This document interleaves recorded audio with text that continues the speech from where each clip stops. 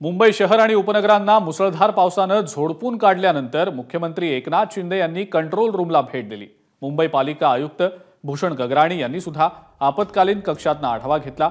मुंबई महानगरपालिकेची सगळी यंत्रणा मुंबईकरांच्या सेवेसाठी सुसज्ज असल्याचं मुख्यमंत्री म्हणाले।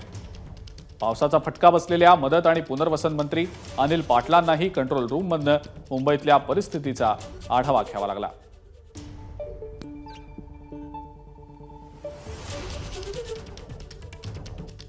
बीएमसीचे 481 पंप सुरू आहेत आणि ते पंप जे आहेत आणि त्याच्यामुळे पाणी जे साचलेलं आहे ते पाणी आपण तात्काळ त्याचा निचरा करण्याचं काम हे पंप करतायत। आणि म्हणून हिंदमाता गांधी मार्केट या ठिकाणी बघितलं आपण मिलन सबवे मध्ये पण पाणी तिथे साचलं नाही, कारण ते पंपाने ताबडतोब काम केलं।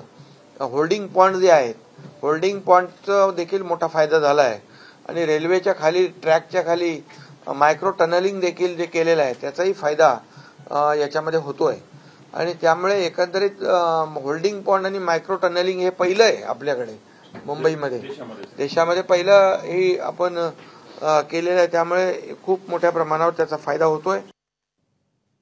मुंबईतल्या पावसावरनं राजकारणाला देखील सुरुवात झाली आहे। नालेसफाईच्या कामांना अधिकाऱ्यांना जबाबदार धरलं पाहिजे असं आशिष शेलार म्हणाले।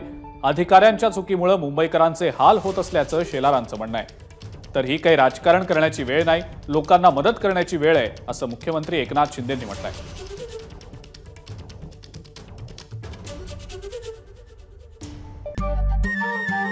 नमस्कार। मन शुद्ध तुझं ही वेगळ्याच प्रकारची मालिका तुम्हा सगळ्यांना खूप आवडली होती। याचा दुसरा सीझन कधी येणार अशी विचारणा झाली। प्रतीक्षा संपली आहे मित्रांनो, येतोय मन शुद्ध तुझंचा दुसरा सीझन। होई मन